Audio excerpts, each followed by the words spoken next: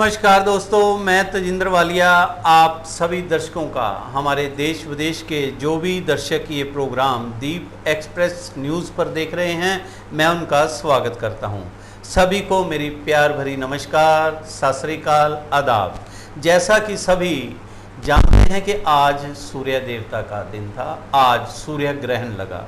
सूर्य ग्रहण आज अंबाला में, हरियाणा में, अगर हम करें हिंदुस्तान में पूर्ण रूप से सूर्य ग्रहण था, जो इस साल का सबसे बड़ा सूर्य ग्रहण माना जा रहा है।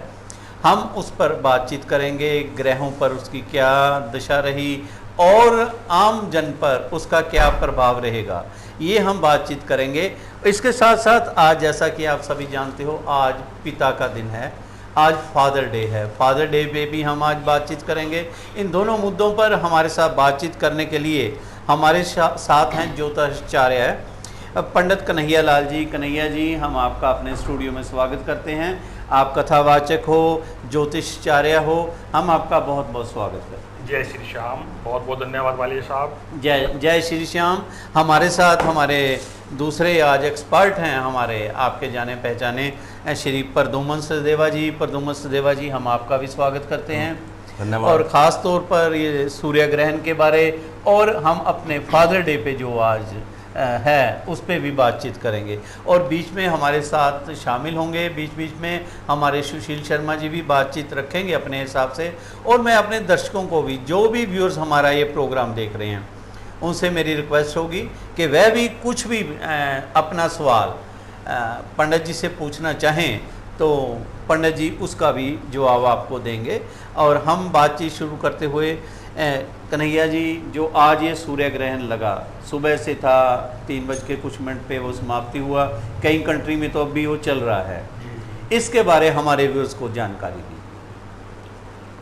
आज दिन रविवार को सुबह 9:15 से लेकर के सायंकाल 3:04 तक जो है यह सूर्य ग्रहण चला जी। बहुत ही लंबा ग्रहण, क्योंकि 900 साल के बाद में जो है ये ग्रहण इतना लंबा इस पृथ्वी के ऊपर जो है वो लगा है। आपके कहने से 900 साल बाद? 900 साल, बहुत बढ़िया जी। और इस सदी का तो सबसे बड़ा ग्रहण जो है वो आज का सूर्य ग्रहण था जी। और इस समय इस ग्रहण ने अलग अलग राशियों के ऊपर अपना अलग अलग प्रभाव डाला जी।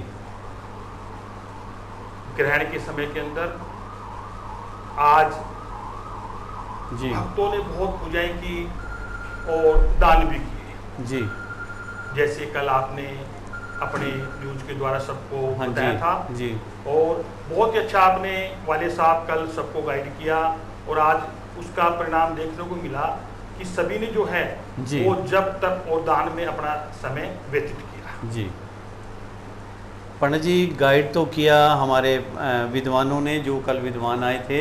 मैं तो एक माध्यम था बात करने का, और आज भी हम आपके ज़रिए हमारे श्रोताओं को इसके सूर्य ग्रहण के बारे जानकारी आपसे हम लेंगे। प्रद्युम्न जी, जैसे पंडित जी ने कहा कि ये सबसे बड़ा सूर्य ग्रहण था जी इस सदी का, जो इनका कहना है जी, कि इसके बारे आप क्या कहेंगे, इससे पहले कि हम पंडित जी से कुछ पूछें?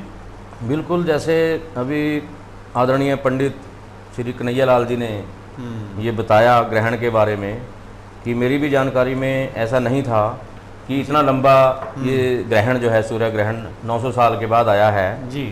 और कुछ समाचार पत्रों में या सोशल मीडिया पे हम ये तो इसको देख ही पढ़ रहे थे जी कि एक इस बार थोड़ा जिसको कह सकते हैं करड़ा जी, एक सूर्य ग्रहण जो है ये लंबा आया है, करड़ा है, और इसका क्या उस पर प्रतिकूल अनुकूल प्रभाव पड़ता है। विद्वान होने के नाते इसके बारे में तो पंडित जी ज़्यादा बता सकते हैं, लेकिन जैसा हमने भी देखने में आया कि इतना लंबा जो है, और कुछ तो हमारा ये वर्ष 2020 का जो वर्ष है जी, तो मुझे तो ये लगता है कि इसमें जो ग्रहों की दशा वैसे ही विपरीत चल रही है, कोरोना जैसी महामारी के हम इस संकट से जूझ रहे हैं, ऊपर से जो है इतना लंबा सूर्य ग्रहण, इसके क्या अनुकूल प्रतिकूल जो है प्रभाव रहेंगे वो हम आदरणीय पंडित जी से जो है अभी पूछेंगे जरूर इसके बारे में। जी।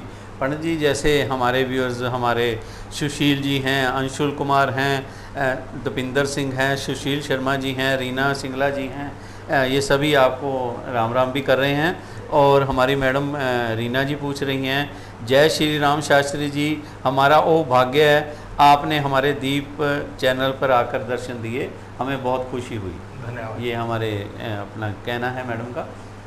तो जैसा हमारे अभी बात की हमारे एक्सपर्ट ने कि सदी का सबसे बड़ा चैन आपने बताया कि ग्रह है और इसकी दशाओं पूरे सृष्टि पे क्या प्रभाव पड़ने जा रहा है, इसके बारे थोड़ा, जैसे कोरोना की बात हुई, अगर हम कहें कोरोना महामारी जो चल रही है उसका और इस ग्रहण का कुछ है आपस में, कुछ फ़र्क पड़ेगा? देखिए वाले साहब बहुत ही अच्छा प्रश्न सदैव साहब ने किया है जी, क्योंकि इस समय कोरोना का जो समय चल रहा है, जो महामारी है जी, पूरे हिंदुस्तान पे नहीं पूरे वर्ल्ड पे है जी। तो जो ये ग्रहण इस समय लगा है, ये ग्रहण जहाँ तक मेरी ज्योतिष का मैंने मंथन किया है जी, इस महामारी के अंदर जो है ये ग्रहण सुखमय साबित होगा। यानी धीरे धीरे जो है यह जैसे जैसे समय व्यतीत होएगा जी, वैसे वैसे जो है कोरोना का जो प्रकोप है जी, वो कम होएगा। ठीक। प्रकोप बिल्कुल कम होएगा, ये मेरा ज्योतिष का भाव है। कब तक कम होगा, कुछ है आइडिया? ये राहु जो है वो 23 सितंबर तक जो है मिथुन राशि के अंदर विराजमान है जी, और 23 तारीख तक 23 सितंबर जी, 23 सितंबर तक जो है राहु मिथुन राशि में है।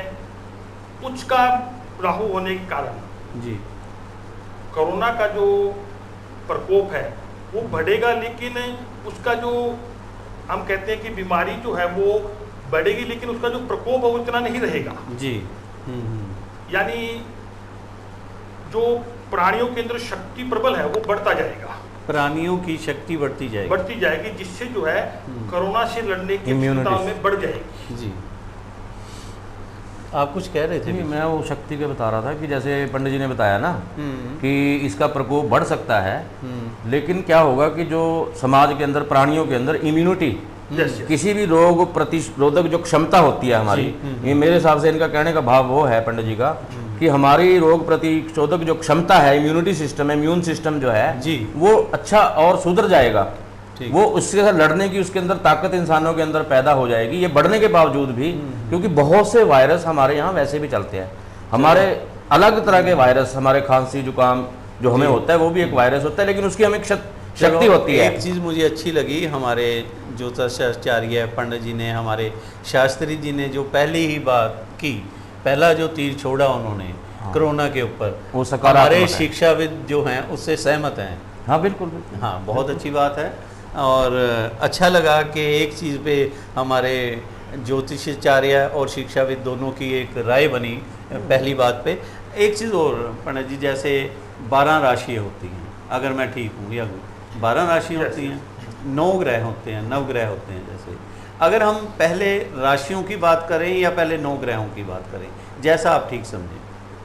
आप राशियों की बात कीजिए। राशियों की बात करें, ये जो अभी ग्रहण लग के हटा है, इतना लंबा ग्रहण, इस सदी का सबसे बड़ा ग्रहण जो लगा, अगर हम मेष राशि से शुरू हों, पहले 3 राशियों की बात करें, हम 4 भागों में बांट लेते हैं।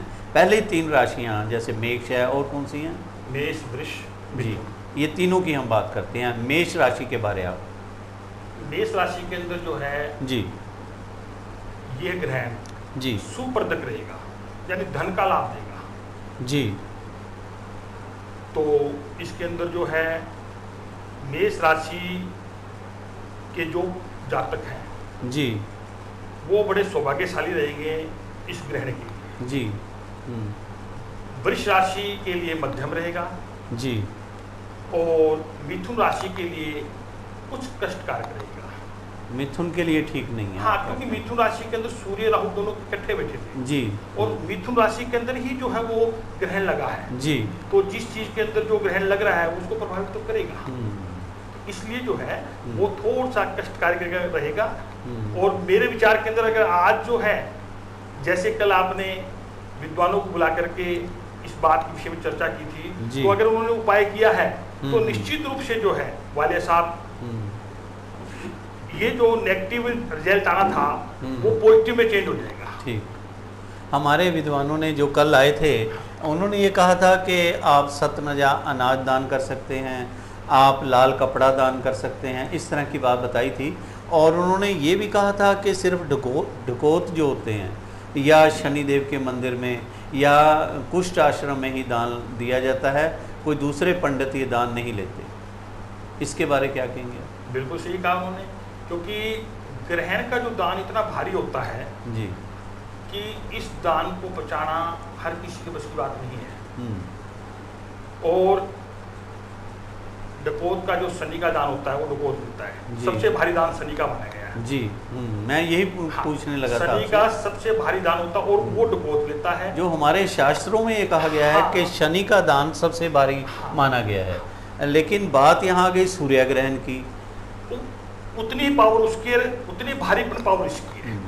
तो मानो तो सब कुछ है, ना मानो तो कुछ नहीं। आप क्या, इससे पहले कि हमारे कई व्यूअर्स के सवाल जवाब हैं, हमारे 2-3 सवाल हैं पंडित जी, हम अभी 1-2 और आ जाएं फिर इकट्ठे पूछेंगे आपसे। ये जो इन्होंने कहा कि ग्रहणों के भारी, ग्रह के भारीपन का या शनिदेव के उसका, इसके बारे आपका क्या? जो पंडित जी ने कहा है, पंडित जी ने बताया है दान के बारे में जी, कि दान कौन सा भारी होता है। जी, जिस प्रकार पंडित जी ने बताया कि शनि का दान जो है वो भारी होता है, उसी प्रकार इसको सिमिलैरिटी बताई है पंडित जी ने जी, कि जो ग्रहण के दौरान जो दान कोई लोग देते हैं जी, उसको जो लेता है दान, यानी उसके लिए वो भारी हो सकता है। ये नहीं कि कोई भी व्यक्ति शनि का दान जाकर कोई मांगने वाला, आप देखोगे हमारे जो डकौत होते हैं शनिवार को जो लेने वाले हैं वो शनिवार के निश्चित होते हैं जी। सामान्य तौर पे कोई भगवा वेश डाल के यदि कोई दान लेता है बाकी के दिन, वो शनि के नाम पे यदि दान लेता है, वो हर व्यक्ति, जैसे इन्होंने कहा, वो उसको पचा नहीं सकता या उसको लेता नहीं जी। जैसा हमारे पुराणों के अंदर हमारे धार्मिक आस्था के अनुसार जी, जो हमारी चीज बनी हुई, कौन सा दान किस द्वारा दिया जाना है, और इस दान को क्योंकि ये एक भारी माना गया है जी, ग्रहण को। अब अगर हम इसको आध्यात्मिक दृष्टि से देखें, जी, देवी देवताओं की नजरी से देखें, तो इसका प्रकोप यहाँ तक बताया गया उसके अंदर, तो पुराणों के अंदर की देवताओं के ऊपर भी छाया जो है इसकी प्रति भारी होता है ये, तो इसका दान भी उसी प्रकार से भारी ठीक होता है। हमारे एक व्यूअर शास्त्री जी पूछ रहे हैं, क्योंकि आपसे भी पूछ रहे हैं, दोनों से पूछ रहे हैं कि आप शिक्षाविद हो, आप ग्रहों से सहमत होते नज़र भी आ रहे हो। शास्त्री जी या प्रदुमन जी, ज्योतिष साइंस है या शास्त्र है?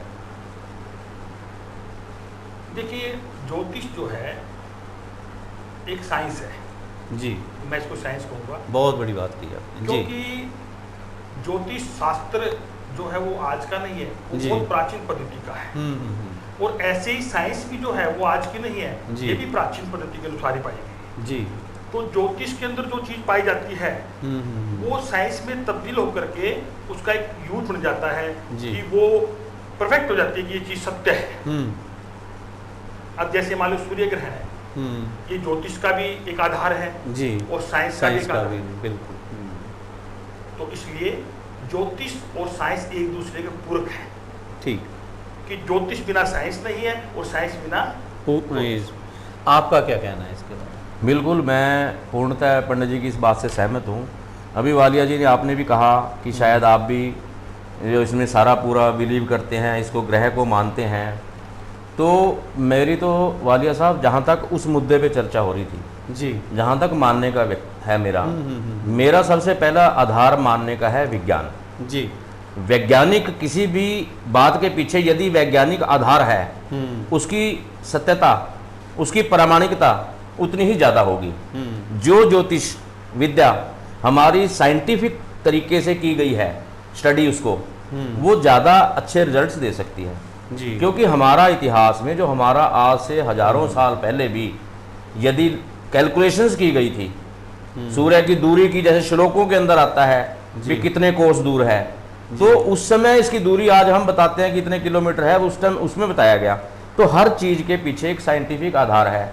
अगर हम इसके खगोलीय आधार पर देखें वालिया जी कि मान लो पृथ्वी के और उसके बीच में, सूर्य के बीच में चंद्रमा आ जाता है जी, उसकी छाया पड़ती है, कहीं ना कहीं वेव्स, किरणों का उसके ऊपर क्या होता है, वो कहीं ना कहीं दूषित होती हैं जी। जिसको कह दिया कि हमने बाहर की रखी हुई चीज नहीं खानी, तो साइंटिफिक आधार भी है उसका। अगर उसके साथ आस्था जुड़ी हुई है, धार्मिक तथ्य कोई जुड़ा हुआ है, तो उसके साथ साइंस भी जुड़ी हुई है, और उसको आप प्रैक्टिकली करके देखोगे तो उसका वाकई असर पड़ेगा। जब किरणें एक मलबे के बीच में से निकल के रिफ्लेक्ट कर जाएंगी धरती के ऊपर, तो उसका बैड इफेक्ट आएगा। आपने अच्छी बात की। हमारे श्रोता लिख रहे हैं कि पंडित जी ने 3 राशियों के बारे ही बताया, नेक्स्ट 3 राशि हैं हम आगे लेकर चलते हैं। मिथुन के बाद कर्क, सिंह और कन्या। जी हाँ। कर्क राशि के ऊपर जो है इसका असर मध्यम रहेगा जी। सिंह राशि के ऊपर उत्तम रहेगा जी, उत्तम बहुत अच्छा रहेगा। सिंह राशि के लिए बढ़िया रहेगा जी, और कन्या राशि के लिए भी मध्यम रहेगा जी जी। बहुत बढ़िया। और हमारे बहुत से दर्शक ये प्रोग्राम देख रहे हैं। हमारे सीनियर एडवोकेट दलजीत सिंह पूनिया जी भी ये प्रोग्राम देख रहे हैं।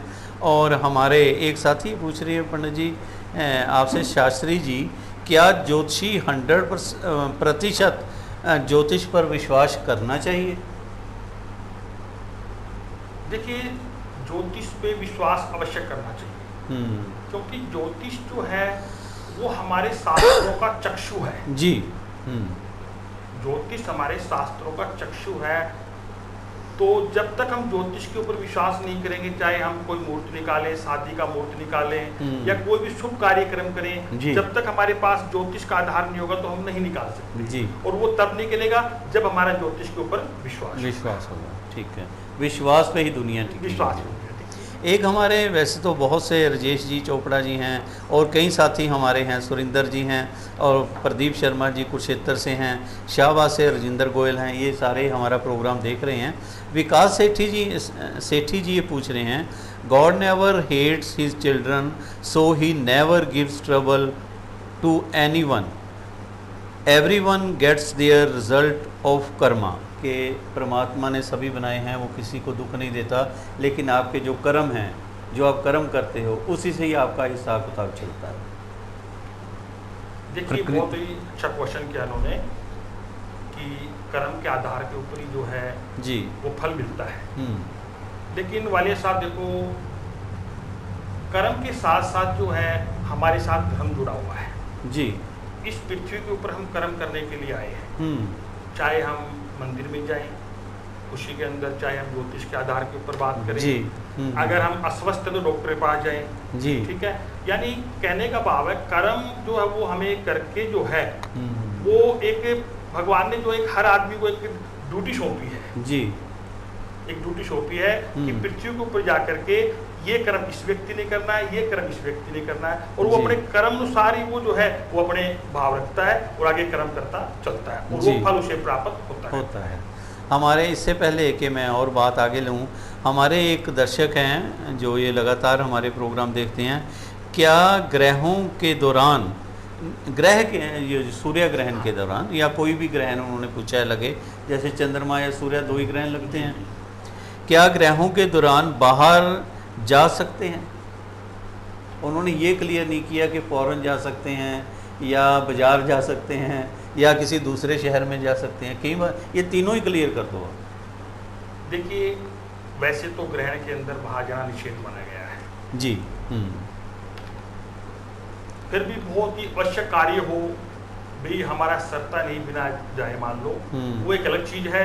नहीं तो अगर ना जाए, पहले तो यही कहूँगा मैं कि ना जाए जी, कि 100% तो घर के अंदर रह करके भगवान की पूजा जब पाठ करें जी, ताकि ग्रहण का जो प्रभाव है जी वो बिल्कुल भी उनके ऊपर ना पड़े जी, बाहर नहीं निकले।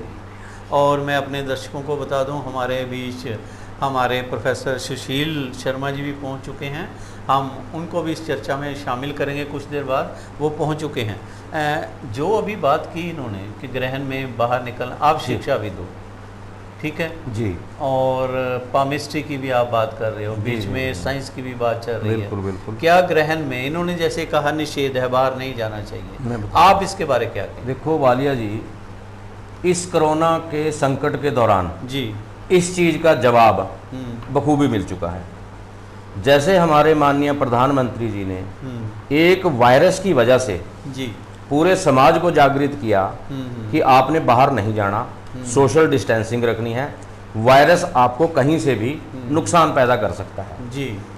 ये चांस की बात है कि ये किसी पौराणिक कथा के साथ नहीं जुड़ा हुआ जी, ये किसी अध्यात्म के साथ विषय नहीं जुड़ा, लेकिन सूर्य ग्रहण का महत्व जुड़ा हुआ है अध्यात्म के साथ भी कहीं ना कहीं।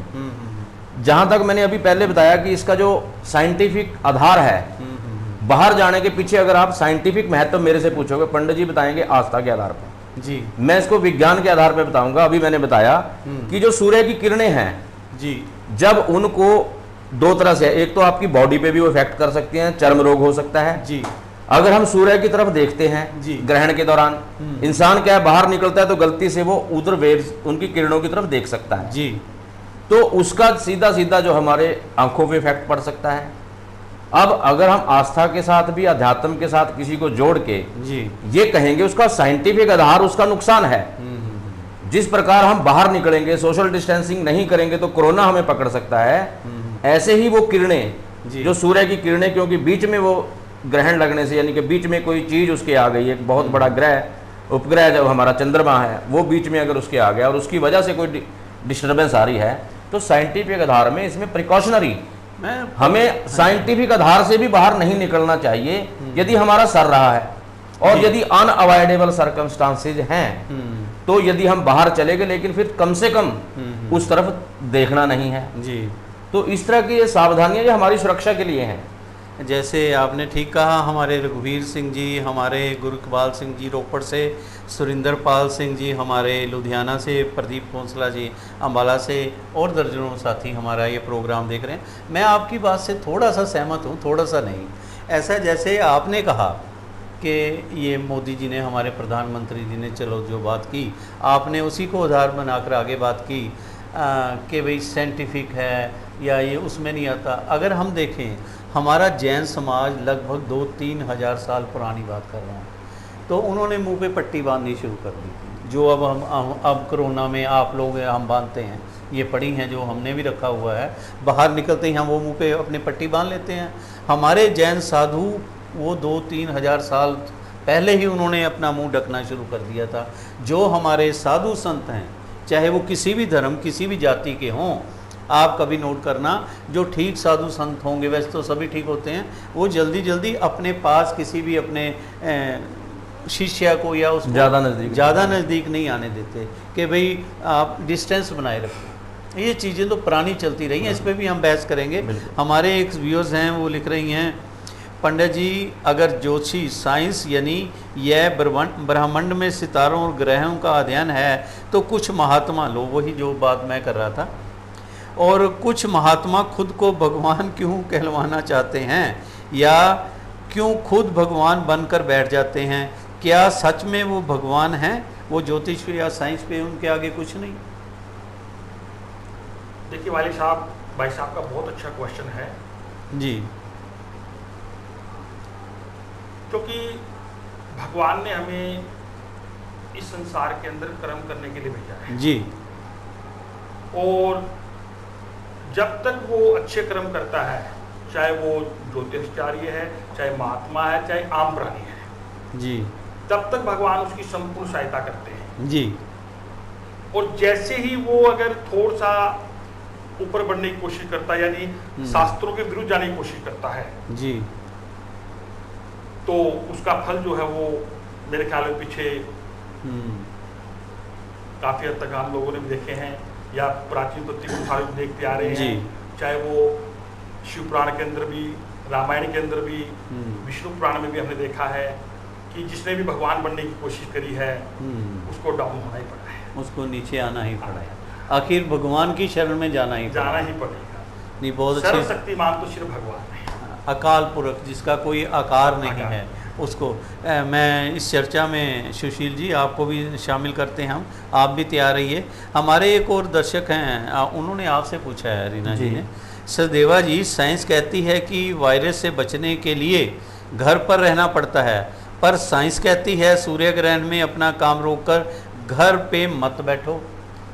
नहीं, ऐसा साइंस में ये तो कहीं नहीं लिखा हुआ कि इसका कोई नुकसान नहीं है जी, इसकी रेज का, सूर्य की किरणों का, ये किसी किताब में नहीं लिखा हुआ कि ग्रहण के दौरान में इसमें कोई इफेक्ट नहीं पड़ता। वालिया जी, हम चंद्रमा का जब हम वो करते हैं, गुरु पूजा पे जब हम करते हैं, उन दिनों के अंदर हम खीर देखते हैं, आप रात को हम बना के रखते हैं जी। चंद्रमा की रोशनी के अंदर, जब हम सारी रात उसको खीर को रखते हैं, उसका भी एक साइंटिफिक आधार है, कहते हैं अमृत बन जाता है, वो अमृत ही बन जाती है, उसके किरणों का असर पड़ता है जी। तो इन चीजों का कहीं ना कहीं महत्व है। अगर किसी किरणों का फायदा हो रहा है उस समय में, तो उन किरणों का किसी समय में नुकसान भी हो सकता है, ये साइंटिफिक तय है, इसमें कोई दो राय हमारे नहीं है। साथ शर्मा जी, सुशील शर्मा जी आए हैं, हम उनसे पूछते हुए, सुशील शर्मा जी, जो ये बात चल रही है साइंटिफिक रीजन, इस पे आप कहाँ तक सहमत हैं? सबसे पहले तो पूरे पैनल को मेरा सादर नमस्कार। जहाँ तक साइंस और ज्योतिष के संबंध की बात है, तो मुझे लगता है कि जी, जैसे पंडित जी ने कहा कि जैसे मैं उनको सुन रहा था कि एक ज्योतिष के बिना साइंस अधूरी है और साइंस के बिना ज्योतिष अधूरा है, क्योंकि एक गणना का विषय है। उसको अंक गणना भी कह सकते हैं, उसको जैसे हम कह सकते हैं कि सूर्य की दूरी, चंद्रमा की दूरी, सूर्य किस स्थिति में है, चंद्रमा किस स्थिति में विराजमान है, तो ये सब चीज़ें कहीं ना कहीं, देखिए ऐसा है कि पुरातन समय में जिसको हम ज्योतिष कहते थे, मुझे लगता है कि आज के समय में उसको साइंस कहा जा रहा है जी, शब्दों का है, लेकिन कहीं ना कहीं एक दूसरे के पूरक है, जी, क्योंकि गणना का विषय है। साइंस भी गणना के आधार पर चलती है और ज्योतिष भी गणना के आधार पर चलता है। और ज्योतिष ने तो यहाँ तक कह दिया कि हजारों साल पहले कह दिया था कि हजारों साल के बाद इस समय में जाके जी, तो कहीं ना कहीं उस गणना को आज मान्यता साइंस में दे रही है। जी, तो हमें ये समझना चाहिए कि ज्योतिष और साइंस को साथ लेकर हम चले जी, आज के संदर्भ में, तो मुझे लगता है कि आज के समाज के लिए वो ज्यादा साथ। नहीं, ठीक कहा आपने कि भाई साथ लेके चलना चाहिए। हमारे पंडित जी दर्शक फिर पूछ रहे हैं कि 6 राशियों के बाद पंडित जी आगे कन्या तक बताया, उससे आगे 3 राशियां फिर आप लीजिए। तुला, वृश्चिक, धन। जी, तुला के लिए ये ग्रहण मध्यम रहेगा, जी, वृश्चिक और धन के लिए भी मध्यम रहेगा। जी, ये तीनों राशियों के लिए जो है सूर्य ग्रहण मध्यम रहेगा। जी, ये ना तो अधिक लाभप्रदक ना हानिकारक, अच्छा, यानी बीच का ही रास्ता रहेगा। ना तो अधिक नुकसान दे सकते, क्योंकि इन राशियों के अंदर जो है वो ग्रहों की कुछ अच्छे ग्रह भी प्रभावित कर रहे हैं इनको, और कुछ बुरे ग्रह प्रभावित कर रहे हैं, इसलिए सम चलेंगे, तीनों राशि सम चलेंगे। इन पे मतलब ज़्यादा कोई ज़्यादा सर नहीं, मतलब फ़ायदा कुछ नहीं है, अगर नुकसान नहीं तो फ़ायदा भी नहीं, फ़ायदा नहीं तो नुकसान भी नहीं। हमारे और एक दर्शक हैं, पूछ रहे हैं पंडित जी, अभी बात चल रही थी, फिर कुछ समय बाद हर भगवान को जेल क्यों हो जाती है? जो अपने आप को भगवान समझते हैं, इनका ये कहना है। कथाकथित हो सकता कथा है, कथित, भगवान को जेल नहीं हो सकती, कथाकथित जो कोई अपने आप कहता है को, वो हो हाँ, सकती है। इसके बारे आप कुछ कहेंगे? देखो, ये जो है कर्म, जी, इंसान कोई भी भगवान नहीं हो सकता। जी, कोई अपने आप को भगवान कहता है, वो भगवान के या देवताओं के गुण तो समाहित कर सकता है कोई व्यक्ति, जी, लेकिन वो किसी का स्थान तो ले नहीं सकता। जी, और यदि कोई अपने कर्मों की वजह से वो कोई फल उसका भोगता है, चाहे वो अंदर होता है बाहर जाता है, वो उसके कर्मों का भोग है, जी, क्योंकि वो व्यक्ति की, वो एक पुरुष की श्रेणी के अंदर है। पुरुषों के अंदर यदि उसने कोई मार्ग अडॉप्ट किया अपना धार्मिक, और उसके बावजूद उसके अंदर किसी प्रकार की मतलब उसके कर्मों में कमी आ गई कोई जी, और उसकी वजह से उसको उसकी पनिशमेंट यदि कानून देता है, वो एक अलग विषय आ जाता है। लेकिन हम ये कहें कि भगवान को जेल क्यों हो जाती है, भगवान को कोई जेल नहीं होती, अपने कर्म, इंसान को कर्मों का फल का भोग मिलता है यदि कोई व्यक्ति ऐसा कर्म करता है। इसके बारे आपका कहना है? बिल्कुल, इस सत्यदेव साहब की बात से मैं सहमत हूँ। उन्होंने बिल्कुल ही सही बात कही है कि भगवान तो परम है, उनको जेल क्या, वो तो कथा कथित भगवान जो अपने आप को, ये हो सकता है, उसको भगवान शब्द भी नहीं यूज कर सकते। नहीं कर सकते, बिल्कुल बिल्कुल नहीं, ठीक कहा पंडित जी। फिर हम ग्रहों की बात करते हुए कि अभी 3 राशियां बची हैं, उसके बारे, जो लास्ट 3 राशि हैं। 3 राशियां हैं, मकर, कुंभ और मीन। जी, अब यहाँ पे मकर राशि के लिए ये ग्रहण बहुत ही ज़्यादा लाभप्रद रहेगा, जी, बहुत ही उत्तम लाभ मिलेगा मकर के लिए, मकर के लिए। जी, और कुंभ और मीन के लिए मध्यम रहेगा। जी, तो इन 12 राशियों के अंदर जो है वो मकर अंत के अंदर जो मैंने राशियां 3 बताई हैं, जी, मकर का सर्वश्रेष्ठ फल रहेगा। मकर राशि का। ये 12 राशियों में अगर सर्वश्रेष्ठ हम देखा जाए तो आपके हिसाब से मेष और मकर 2 राशियाँ निकलती हैं। बहुत बड़ी बात की पंडित जी से, आगे भी हम ये बातचीत जारी रखेंगे। अब हम ग्रहों की बात करेंगे। एक बार एक क्लैरिफाई पंडित जी से करवाना चाह रहा हूँ जी, क्योंकि वैसे ये शुरू में करवाना था जी। कल किसी अन्य ज्योतिषाचार्य से तो ये क्लियर किया गया था। जो पंडित जी ने बताया ये सारा राशियों का, क्योंकि आप ग्रहों पे जा रहे हैं इसके बाद विषय चेंज हो जाएगा थोड़ा सा। जी जी जी। तो जो ये राशियां पंडित जी बताई आपने व्यूअर्स के लिए भी और मैं अपनी जानकारी के लिए भी जानना चाहूँगा कि ये जन्म के आधार पर हैं, मान लो हमारी कुंडली के हिसाब से ये राशियां हैं या हमारे नाम के हिसाब से हैं। जैसे मेरी व्यक्तिगत तौर पे मैं अपनी निजी कहता हूँ, मेरे जन्म का निश्चित समय मेरे घर में मालूम नहीं था और मेरे जैसे बहुत से लोग हैं जिनको एग्जैक्ट समय नहीं है, जिस कारण के कुंडली नहीं बन सकती। तो हम केवल नाम से चल रहे हैं, नाम राशि है हमारी। तो क्या ये प्रभाव नाम राशि से भी वही है या केवल कुंडली की राशि से है? ये देखिए इस तरह से बहुत अच्छा प्रश्न है आपका। ये जो राशियां हम बता रहे हैं कि अगर जी डेट ऑफ बर्थ है तो जन्म की राशि देखनी चाहिए जी। अगर एक पॉइंट में डेट ऑफ बर्थ नहीं है, क्योंकि डेट ऑफ बर्थ राशि होती है अधिकतर वो शादी के अंदर या कोई विशेष कार्य के अंदर ही, या जब जन्मपत्री हम देखते हैं उसके अंदर उसका प्रयोग ज़्यादा किया जाता है जी।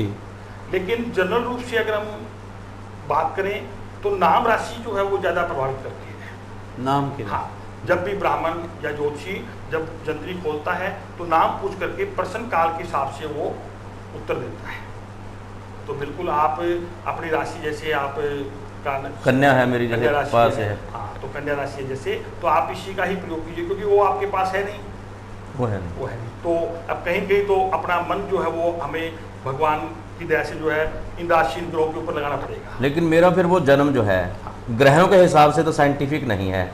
ये सारी गणना जो सूर्य ग्रहण के फल का है, हाँ, प्रभाव ये साइंटिफिक है। तो मेरा नाम तो साइंटिफिक आधार नहीं है मेरी कन्या राशि का। हाँ। तो उसके क्या यही इफेक्ट उस पर इन टोटो एप्लीकेबल होगा या नहीं होगा? नहीं होगा, बिल्कुल 100% होगा, 100%। तो पंडित जी मान लीजिए जैसे आपने एक और क्वेश्चन में से वो निकल रहा है कि नाम से आप देखते हो। हमारे सनातन धर्म में या अमूमन और धर्मों में भी सभी में ये है कि जब कन्या का विवाह हो जाता है वो दूसरे घर चली जाती है, अपने पति के, माता पिता के बाद अपने पति के घर चली जाती है। ये देखने में आया है कि बहुत से लोग उसका लड़की का नाम चेंज कर देते हैं। जैसे घर में सुनीता था, वहाँ जाके वनीता रख लिया। अब वो क्या करेगी, वो वनीता होगी या सुनीता होगी?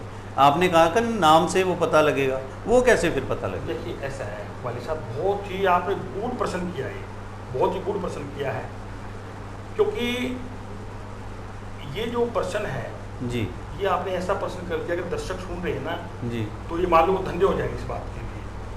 आप बताएंगे धन्य तो हम हो जाएंगे साहब। मैं बताता हूँ आपको जी कि जब कन्या का जब संकल्प करता है उसका पिता जी, हाँ हाँ, तो ब्राह्मण जो है जी, वो चंद्रमा को देख करके भी इस चंद्रमा जो है इस बच्ची का यहाँ पे जो है वो उत्तम फल प्रदान कर रहा है जी, और उस लगन के अंदर वो चंद्रमा की ग्रह राशि देख करके वहाँ पे कन्यादान करवाता है जी, और वो कन्यादान जब हो जाता है उस राशि के हिसाब से जी, तो उसको वही फल देगा जो वहाँ पे मंत्रों द्वारा जो है उच्चारण हुआ है जी। तो बिल्कुल जो फेरों के समय जो नाम चेंज हुआ है वही प्रयोग करना चाहिए। जो फेरों के समय नाम आ गया, यदि जो माता पिता ने नाम दे रखा था वो तो फिर देखो वहाँ पे वो जो वहाँ तक था। ये ठीक कह रहे इसके बारे क्या हैं। कहेंगे? मेरे को जो समझ में आया है वह व्यूअर की जानकारी के लिए भी जी, कि जैसे आपने पूछा था कि यदि किसी कन्या का नाम शादी के बाद चेंज हो जाता है जी, एक तो हो गया कि हमारा फेरों के बाद नाम रख दिया, नए घर में जाके चेंज हुआ, वो एप्लीकेबल इनके मुताबिक राशि पे नहीं है। वो नाम है जिसके ऊपर कन्यादान के समय संकल्प करवाया गया। अगर सुनीता के नाम से करवाया गया तो सुनीता के नाम से, बाद में भले ही वो वनीता के नाम से रखे, जैसे मेरी समझ में आया। जो शादी के वक्त हाँ, अगर तो दूल्हा पक्ष ने वहाँ जहाँ वो हो रहा है कन्यादान हो रहा है, कन्यादान के वक्त अगर सुनीता बोल दिया तो सुनीता ही चलेगा। अगर उन्होंने सुनीता की जगह नाम चेंज करके वनीता कर दिया तो वो फिर वनीता।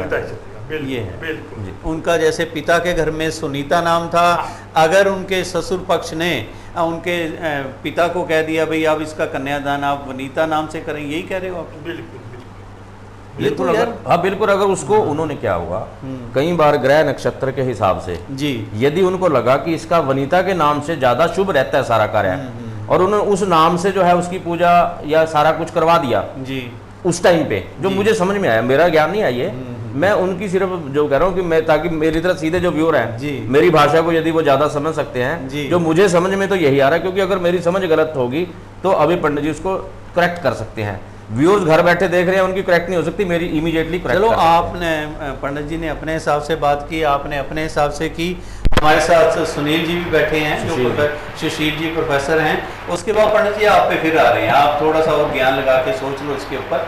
ये जो एक प्रश्न जो मैंने किया, इसके बारे में आप क्या कहें?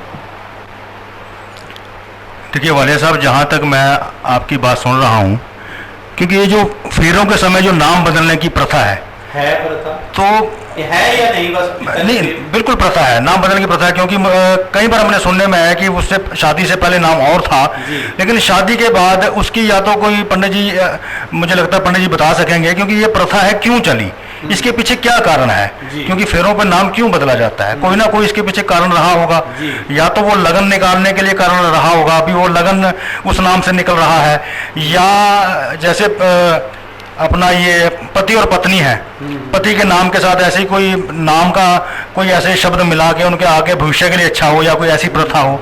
तो मैं चाहूँगा कि पंडित जी इस बात को थोड़ा सा हमारे विस्तार से कहें कि नाम क्यों बदला जाता है। जी पंडित। देखिए वाले साहब, जब ज्योतिष आचार्य के पास जी जजमान साह निकालने के लिए आता है जी, तो उस समय लड़के का सूर्य और चंद्रमा देखा जाता है जी, लड़की का चंद्रमा और बृहस्पति देखा जाता है, जो गुण मिलाए जाते हैं। नहीं, जब साहा निकाला जाता है। अच्छा, साहा से पहले शादी, गुण मिलाए। शादी जब शादी तय होती है, शादी तय होती है, ये डेट फिक्स करनी है जी। अब बाई चांस, जैसे भाई साहब ने कहा है, बिल्कुल इन्होंने सही कहा है कि कई बार जो लगन नहीं निकलता, तो लड़के का तो जो नाम है या उसके जो ग्रह है उनको छेड़छाड़ नहीं कर सकते जी।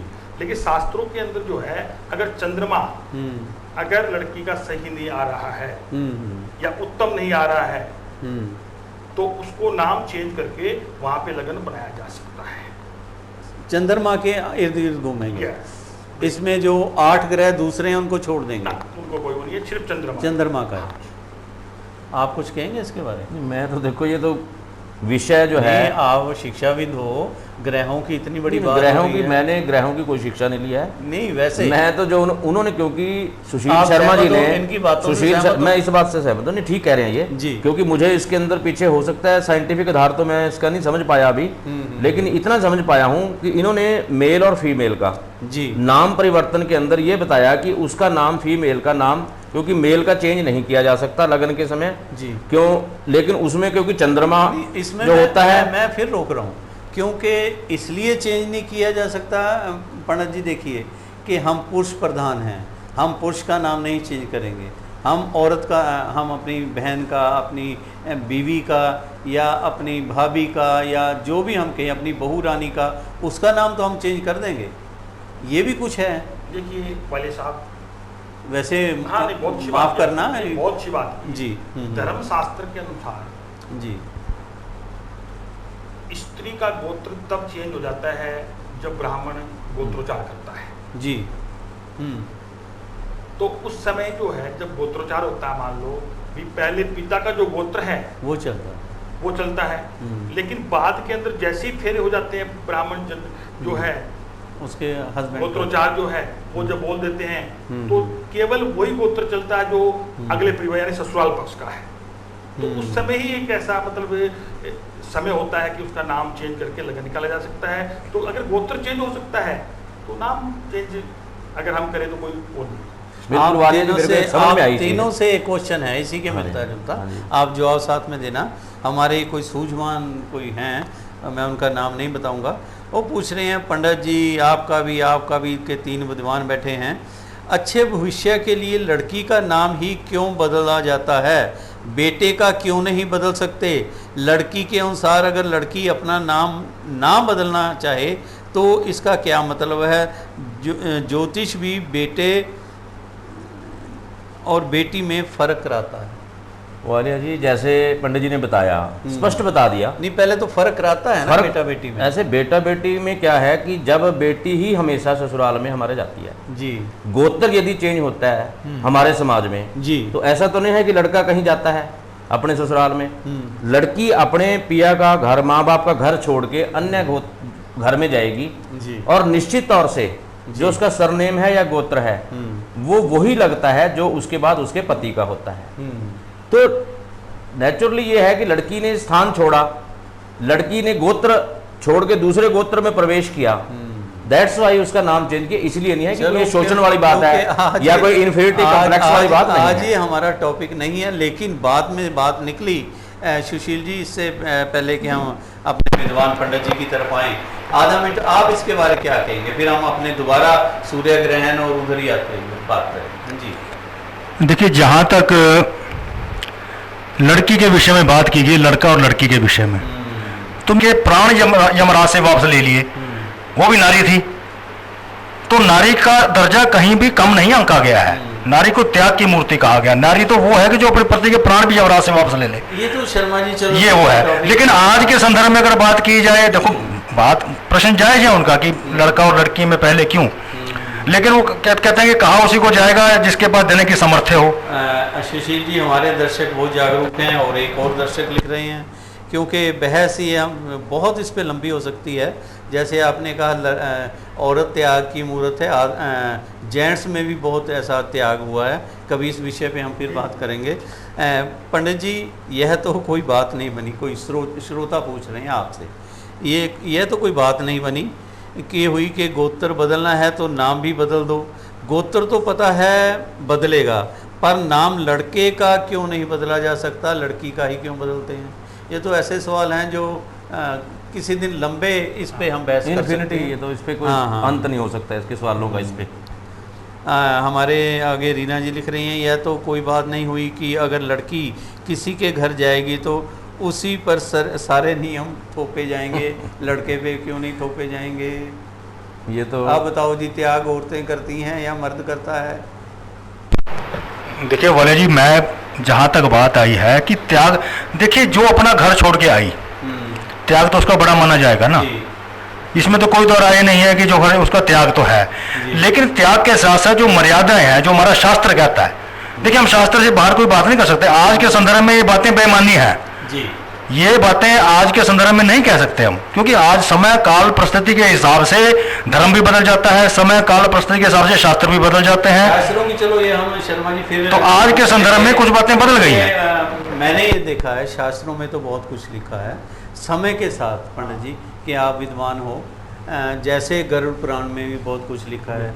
अगर कल को मैं स्वर्गवासी हो गया या मेरी डेथ हो गई या किसी को भी हम कह दें हम चले गए, पीछे जो होता है उसमें तो ये है कि लड़का अगर होगा यही करेगा, लड़का ही यही करेगा। लेकिन व्यवस्था के साथ साथ शायद हमने उसको भी अपने हिसाब से डाल लिया। ये विषय हैं जो फिर इन पे चर्चा करेंगे। हम बात करते हुए वापस हम अपने सूर्य ग्रहण की तरफ आते हुए कि समय हमने अपने हिसाब से देखना है।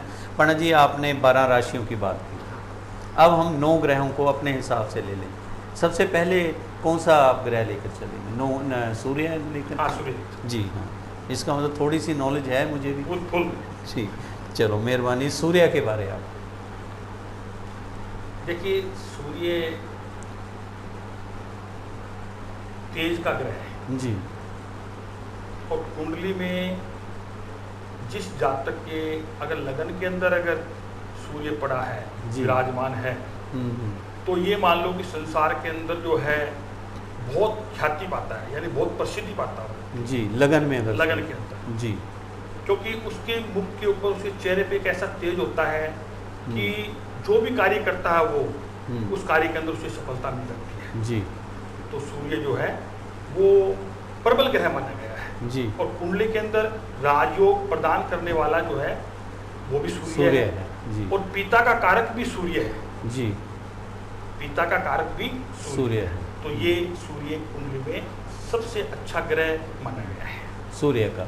अब दूसरा ग्रह लें हम, चंद्रमा जो है जी, वो शीतलता के प्रतीक है। जी,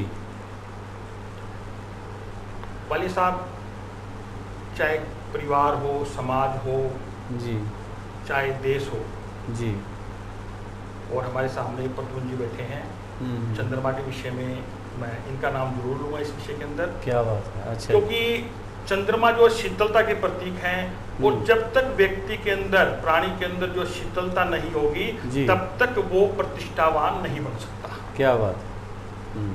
प्रतिष्ठा तभी बनती है जब उसके अंदर जो है पूर्णतः सहनशीलता हो, हर चीज सहन करने की शक्ति हो। जी।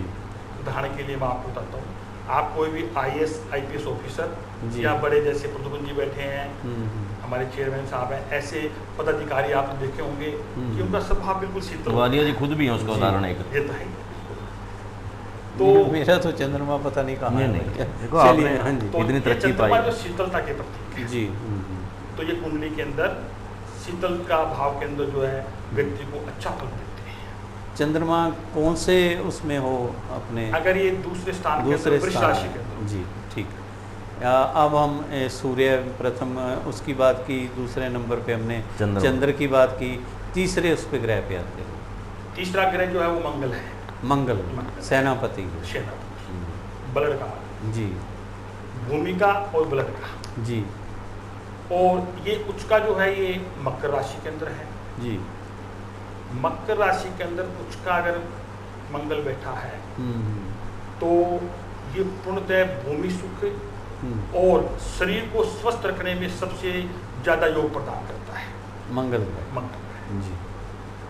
तो मंगल ग्रह भी उच्च राशि के अंदर बैठा हुआ अच्छा फल बना। अच्छा, अगर हम चौथे ग्रह की बात करें, चौथे ग्रह के अंदर मान लो जैसे बुध या बृहस्पति पहले आता है। चलो बुध, ठीक है जी। हाँ, चौथे में बुध है। अब हम बुध को लेके चलते हैं। जी। तो बुध जो है, जी, ये हर सुख को प्रदान करने वाला है, यानी हरियाली का प्रतीक है। जी। और वालिया साहब, अगर ये 20 डिग्री से अगर ऊपर हो जाए जी कुंडली के अंदर, तो व्यक्ति ये मान लो कोई राजाओं जैसा जीवन व्यतीत करता है। बहुत बढ़िया। यानी 20 डिग्री से अगर ऊपर चला जाए तो वाहन सुख, यानी महल जैसी कोठी, हर प्रकार का सुख जो है वो उसे प्राप्त होता है। सुख, समृद्धि, धन, लक्ष्मी, यशमान, हर चीज वो प्राप्त करता है। जी। तो बुध का जो है वो सबसे अच्छा कुंडली के अंदर 20 डिग्री से ऊपर माना गया है। पांचवा ग्रह आपका बृहस्पति आ गया। उसके बारे, बृहस्पति जो है वो कर्क राशि के अंदर उच्च का होता है। जी। चौथे ग्रह के अंदर उच्च का जो है तो कर्क राशि के अंदर होता है। और बृहस्पति जो है कर्क राशि के अंदर बैठा हुआ व्यक्ति को धार्मिक बनाता है। जी। भगवान के प्रति आस्था प्रदान करता है। बृहस्पति ग्रह। अगर उच्च का बृहस्पति है तो व्यक्ति धर्म के अंदर उसकी अधिक रुचि रहेगी, और ज्योतिष के अंदर, संगीत के अंदर, हर चीज के अंदर उसकी रुचि जो है प्रतिष्ठित रुचि जो है वो सोच रहेगी। तो बृहस्पति कर्क राशि के अंदर उच्च का है। छठा ग्रह आ गया शुक्र। शुक्र जी। देखिए, शुक्र ग्रह जो है वो शास्त्रों के अंदर जो है वो राजयोग प्रदान करने वाला शुक्र ग्रह भी माना गया है। इंद्र का ग्रह शुक्र यही था, उच्च का था शुक्र। जी। और जितने भी उच्च प्रतिष्ठित जो व्यक्ति होते हैं उनका शुक्र जो है वो प्रबल होता है। जी। शुक्र जो है वो वाणी का प्रतीक भी है और शक्ति का प्रतीक भी है। बहुत बढ़िया। जी। और वाले साहब, वाणी के विषय में अगर हम बात करें तो ये जो हमारी वाणी है ना, ये आदमी को, जीवा जो है ना, ये आदमी को बहुत ऊंचाई के ऊपर भी ले जाती है, घोड़े पे भी बिठा देती है और नीचे भी गिर देती है। सरस्वती माँ की कृपा होनी चाहिए। जी। तो शुक्र जो है ये राज भी देता है और वाणी को भी जो है उत्तम रखता है। जी। और शक्ति का जो पावर है जी, उसका प्रतीक भी शुक्र है। जी। और शुक्र की बात आती है शनि, आठवां, सातवां ग्रह शनि जो है जी, वो तुला राशि के अंदर प्रबल होता है। अच्छा। अगर तुला राशि का शनि हो तो व्यक्ति जो है अपने आप के अंदर शहंशाह जैसा जीवन व्यतीत करता है जी। क्योंकि जितनी भी पावर शक्तियां होती हैं शनि के पास है और वो अपने उच्च ग्रहों के साथ जो है जिस व्यक्ति के अंदर जो व्यक्ति की कुंडली पड़ा है तो वो व्यक्ति मान लो अपने आप के अंदर राजा है जी। तो शनि तो वैसे भी अगर नीच में पड़ जाए तो दरिद्र बना देता है, बिल्कुल अगर ठीक है। ऊंचाई पे चला जाए तो राजा तो राजा है। उसके बाद में केतु, राहु केतु, राहु आता है जी। तो राहु जो है मिथुन राशि में उच्च का माना गया है और मिथुन राशि के अंदर राहु प्रबल सुख प्रदान करता है जी। क्योंकि उच्च राशि का अगर पड़ा हो और राहु जो है जिस राशि के साथ पड़ जाता है जी उसको वो वैसा ही फल देता है क्योंकि राहु का अपना कोई वर्चस्व नहीं है। ठीक है। शनि के पास साथ पड़ गया तो शनि जैसा फल दे दिया, अगर शुक्र के साथ में शुक्र जैसा फल दे दिया और राहु जो है अगर अपना शुभ फल देता है तो उसको रोकने वाला कोई भी ग्रह नहीं जी। उसके बाद केतु जी। केतु जो है ये सब ग्रहों के अंदर अगर माने तो सबसे उत्तम फल जो है ना ये जमीन के अंदर देता है। जमीन में? जमीन। ठीक। अगर केतु उच्च का पड़ा हो या अच्छी डिग्री का पड़ा हो तो ये जमीन जायदाद के अंदर व्यक्ति को बहुत अच्छा सहयोग करता है। केतु का वाइट भी चीटी चीजों से भी संबंध है कोई? नहीं, चीटी चीजों से संबंध जो है वो शुक्र का और चंद्रमा का। चंद्रमा का। ठीक। ये तो जैसे हमारे पंडित जी ने बहुत ज्ञानवर्धक नवग्रह के बारे बताई कि कौन सा ग्रह कौन से घर का मालिक है और क्या वो देता है। जैसे पंडित जी आप थोड़ा सा इसको दूसरी ओर लेकर चलें, जैसे कह देते हैं कि ग्रह जो हैं उल्टी चाल भी चलते हैं। आज का जो सूर्य ग्रहण लगा है, जैसे मैंने पढ़ा है कुछ अखबारों में आया हुआ था कि 9 ग्रह इसमें उल्टी चाल चल रही है। ये क्या चीज़ है? देखिए, उल्टी चाल ग्रहों की तब चलती है जब कोई ग्रह जो है वो विपरीत चले। जी जी जी। यानी अगर ग्रह पीछे मुड़ के चल रहा है जी। हाँ हाँ हाँ। तो उसको उल्टी चाल कहते हैं। मैं थोड़ा सा इसमें 9 ग्रह नहीं, 9 में से 3 ग्रह उल्टे चल रहे हैं ऐसा इस सूर्य ग्रहण में है। आपको ज़्यादा पता होगा, उनके बारे थोड़ा 1-2 मिनट में आप इसके अंदर देखिए, इसमें सबसे प्रबल जो है वो अगर उल्ट ग्रह जब भी चलते हैं शनि, राहु या केतु जी, इन 3 ग्रहों का ही आता है जी। और ये 3 ग्रह जैसे ही सूर्य ग्रहण जो है वो समाप्त हुआ तो ये अपने अच्छे स्वरूप के अंदर आ गए हैं। ठीक। तो अब जो इनका फल है वो अच्छा ही मिलेगा। चलो, ये तो रहा पंडित जी, हमने ग्रहों की बात की, हमने सूर्य ग्रहण की बात की, आपने काफ़ी कुछ बताया। एक जो परिवार है जिसमें माता पिता बंधु सब होते हैं, उस पे वो कौन से घर में है और कौन सा ग्रह देखता है? जैसे 12 घर होते हैं, उसमें से कौन सा घर जो है वो गृहस्थी जीवन जिसको हम बोल देते हैं या परिवार का बोल देते हैं, उसके बारे में? इसके अंदर देखिए, सबसे प्रबल जो ग्रह है वो सूर्य है जी। और सूर्य पिता का कारक है जी। और प्रधान घर के अंदर जो पुरुष माना गया है वो पिता ही माना गया जी। क्योंकि पिता के अगर घर की बाढ़ और हाथ में है जी, तो वो घर जो वो आगे बढ़ता जाएगा जी। तो अगर पिता का सूर्य उच्च का है तो ये मान लो वो घर आगे आगे ही बढ़ता जाएगा। बहुत बढ़िया। मैं इसी बात पे आ रहा था कि हम अपने प्रोग्राम के अंतिम छोर में हम पहुंच रहे हैं।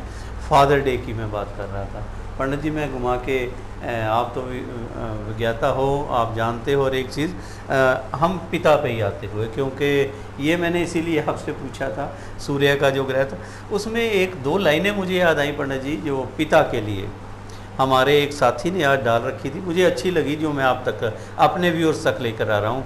मुझको छाँव में रखा और खुद वो जलता रहा। मुझे छाँव में रखा, खुद वो जलता रहा। देखा एक फरिश्ता पिता की परछाई के रूप में, पिता की परछाई के रूप में। मतलब पिता आप जलता रहता है, अपने परिवार को पालता है, संजोगता है, इकट्ठा लेके चलता है। और वो कहते हैं जब तक पिता जिंदा है, एक बच्चा कह रहा है कि जब तक मेरा पिता जिंदा है बाज़ार के सारे खिलौने मेरे अपने हैं। इस तरह की बातें पिता पे आती हैं। कोई 2 बातें आप पिता पे बताना चाहेंगे आज हमारे व्यूअर्स को जानकारी के लिए, कि पिता जो त्याग का देवता है जो है, इसके बारे थोड़ा आज की जनरेशन को आप क्या मैसेज देंगे?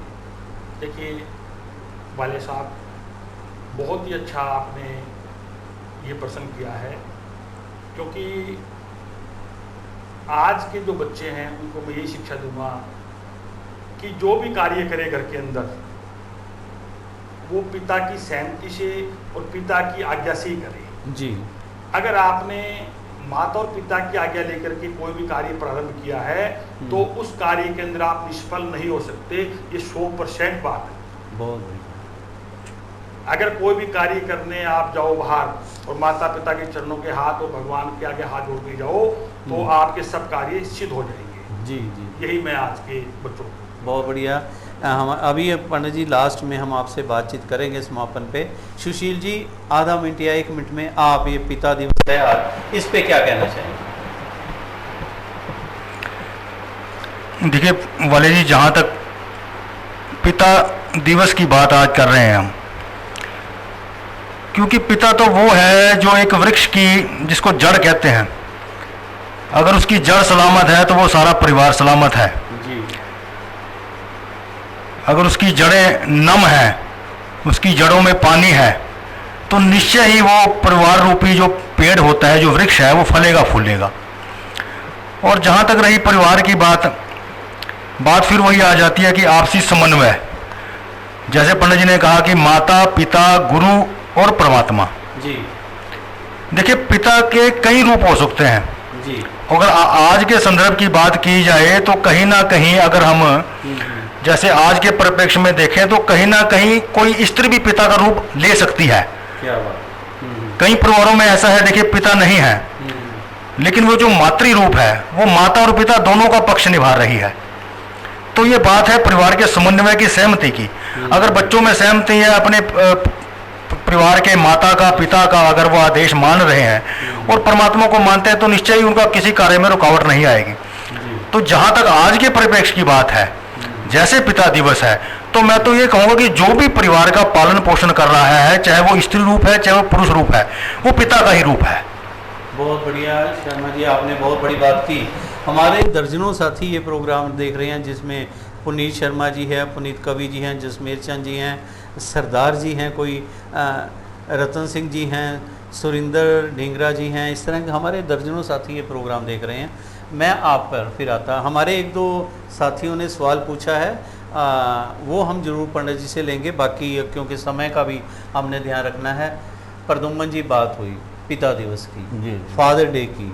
हमारे शर्मा जी ने तो माता जी पिताजी को भी इकट्ठा कर दिया, लेकिन मैं आज माता अपनी जगह है, पिता अपनी जगह है, दोनों से ही संसार चलता है। जी। लेकिन आज बात सिर्फ हम पिताजी की कर रहे हैं, फादर डे पे हम अपने पिता की, अपने पापा की, उसके बारे आप क्या? जी जी बिल्कुल। आज मैं वालिया साहब दीप एक्सप्रेस न्यूज़ आपके चैनल का STM चैनल के माध्यम से सभी आपके व्यूअर्स को आज फादर्स डे जो कि हम अब सेलिब्रेट करने लगे जी, मेरा ये मानना है, वैसे तो हमारा हर दिन जो है अपने माता पिता को समर्पित होना चाहिए, लेकिन कुछ दिनों को हमने एक विशेष, हम कह सकते हैं कि उसको सार्थक बनाने के उद्देश्य से जी तय किए हुए हैं। तो आज उस कड़ी में अगर हमारे पितृ दिवस फादर डे जो है आज इसको सेलिब्रेट किया जा रहा है जी। इसका, क्योंकि माता और पिता, जैसे आपने कहा कि आज हम पिता की बात करेंगे, जी, जी। 2 पूरक होते हैं, बिल्कुल। उसका महत्व हम माता का मदर डे पे काफ़ी इसका हमने बताया,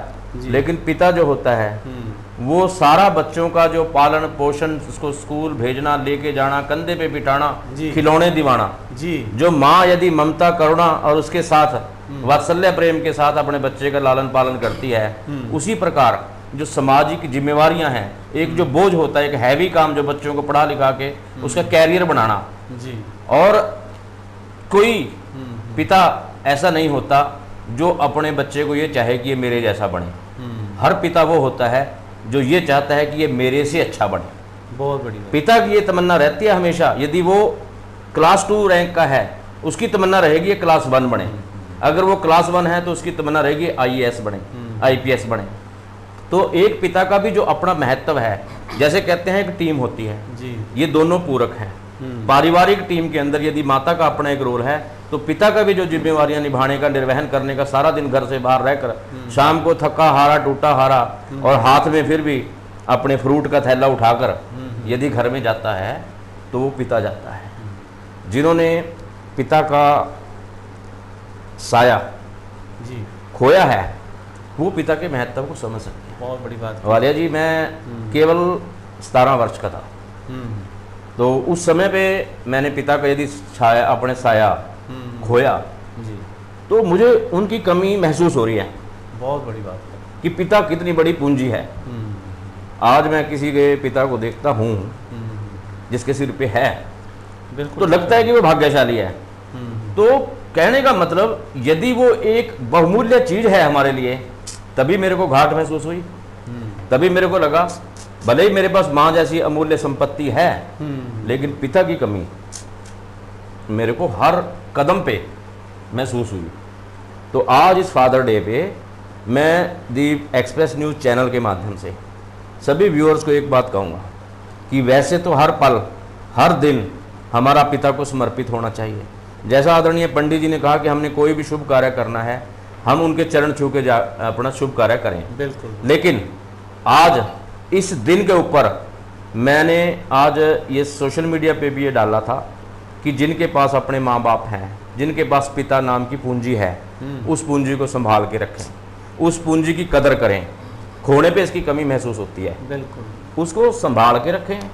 और जिनके पास नहीं है, जो भगवान के मतलब निर्णय से उनके पास वो पूंजी नहीं बची है, उनकी प्रेरणा, उनके गुण, उनको स्मरण करके यदि आज इस फादर डे पे यदि उनकी प्रेरणा, जो अच्छी मत वो हमें दिया करते थे, हमारा कान पकड़ के अगर वो कोई अच्छी शिक्षा हमें देते थे, यदि हम वो शिक्षा ग्रहण करेंगे तो वालिया जी मैं मानूंगा कि ये डेज मनाने का कोई महत्व है।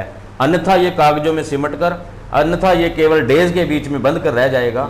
इस रिश्ते को बहुत मजबूत करने की जरूरत है। एक बाप को अपने बेटे पे गर्व हो कि हाँ वो मेरा बेटा मेरी कदर कर रहा है। तो ऐसे इस फादर डे के ऊपर मैं सभी पिताओं को, ऑल फादर्स को मैं शत शत नमन करता हूँ दीप एक्सप्रेस न्यूज़ के इस चैनल पे बैठकर।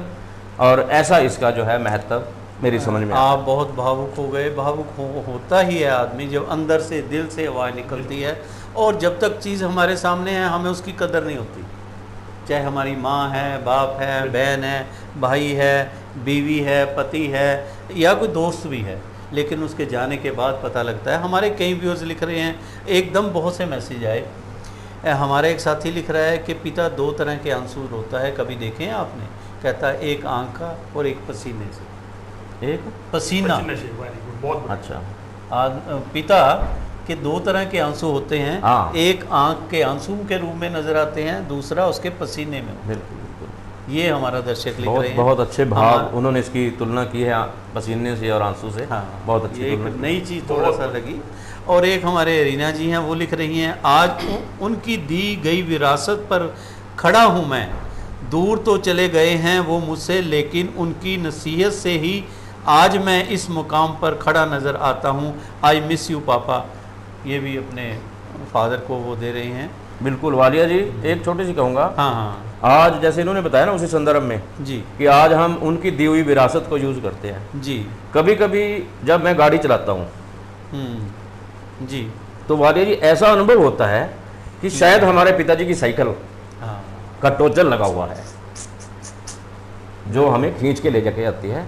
बहुत। तो अपने बुजुर्गों की विरासत को, महत्व को हमें समझना चाहिए। हमारे माता पिता ऐसे अनाथ आश्रम में और किसी ऐसी जगह पे ना जाएं जी, जिस फादर डे पे हम आज ये सेलिब्रेट कर रहे हैं। जी हमें वो माता पिता या वो बाप जी, कभी उस अनाथ आश्रम के अंदर बैठकर ये ना सोचे कि मैं अकेला हूँ। ये संकल्प लेने की जरूरत है।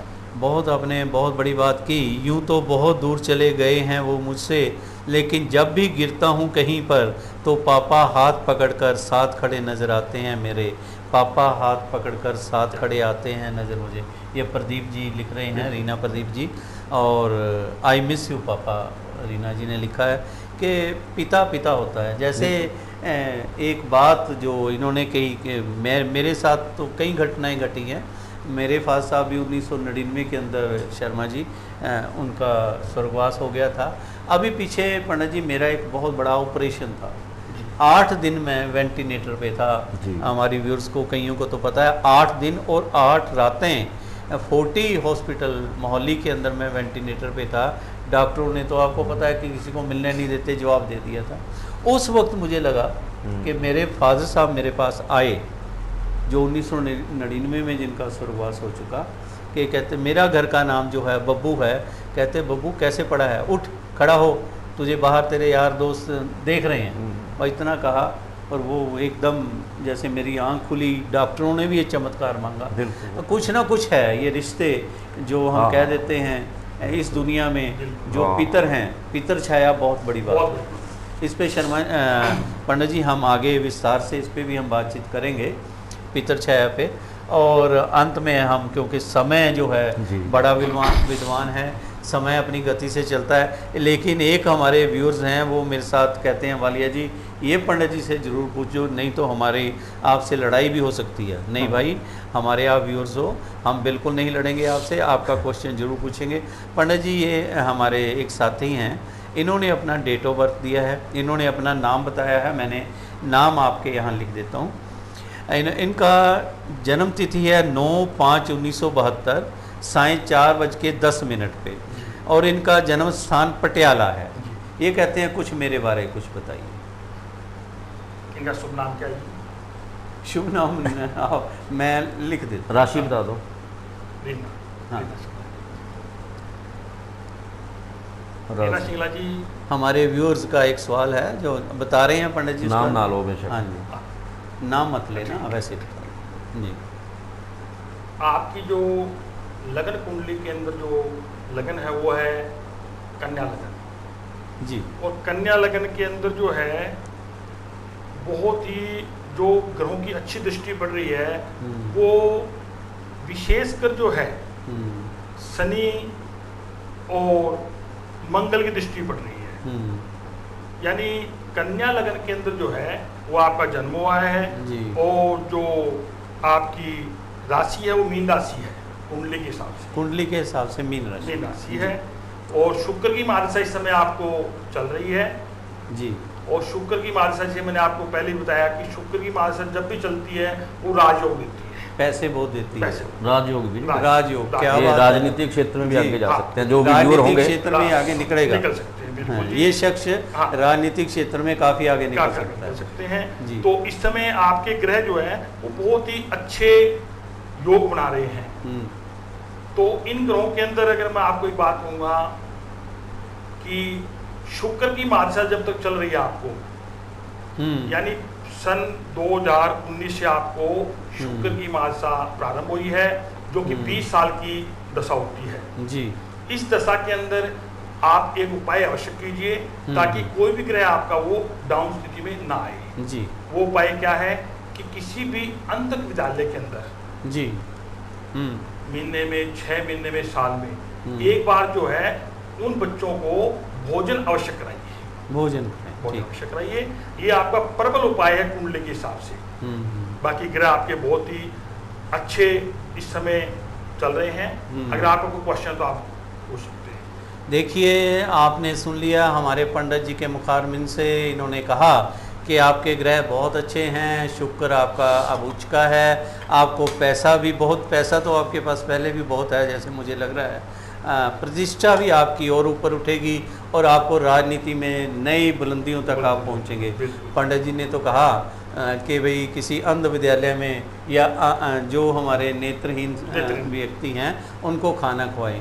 लेकिन मैं ये कहूँगा, एक पंडित जी मैं दूसरी तरह बात कर रहा हूँ, इन्होंने पंडित जी ने ये नहीं कहा, ये मेरी तरफ से है कि अगर कोई सरदार साथी आपका हो तो उसकी मदद भी करें तो आप और ऊंचा निकल सकते हो। और एक और चीज़ मैं इसमें जोड़ूंगा कि जिसका नाम टी यानी ता और पी पा पे पड़ता हो, आप उसका भी साथ रखें, वो आपके साथ पहरा देकर चलेंगे, ऐसा मेरा मानना है। तो पंडित जी आपने आज समय निकाला, बहुत कुछ आपने बताया और हमारे जो व्यूअर्स हैं इनका ये कहना है आपको नमस्कार कर रहे हैं और आपसे हम भी बहुत हमारे बहुत बहुत आभार पंडित जी, ऐसा जिनकी जन्मपत्री थी उन्होंने कहा। मैं ये कहूँगा सिर्फ बहुत बहुत आभार से काम नहीं चलेगा, कभी पंडित जी के सामने आकर साक्षात आप दर्शन दीजिए। इनसे जो और कुछ आप पूछना चाहें आप इनसे पूछ सकते हैं।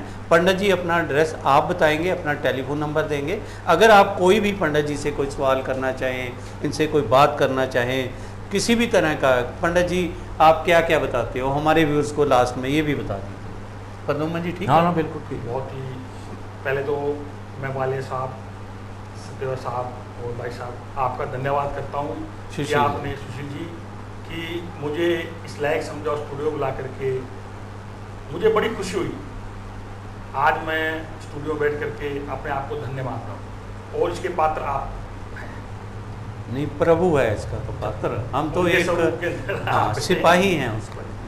तो ज्योतिष के विषय के अंदर हस्तरेखा, जन्मपत्री, मस्तक रेखा, लाल किताब जी, इसी प्रकार के कोई भी ग्रहों के बारे में अगर आप पूछना चाहते हैं तो सेक्टर 9 महादेव मंदिर के पास में 1899 D house number, Ambala city ji. Mobile number मेरा है 9416226367। दोबारा बोलो। 94 162 367। ठीक। तो कोई भी भगतजन अगर मेरे को फ़ोन पे भी अगर बात करेगा तो मैं बहुत ही अपनी उत्तम बुद्धि से आपको उसका उपाय और उसका उपाय बताऊंगा जिससे आपका जीवन आगे सुखमय बने। बहुत बढ़िया।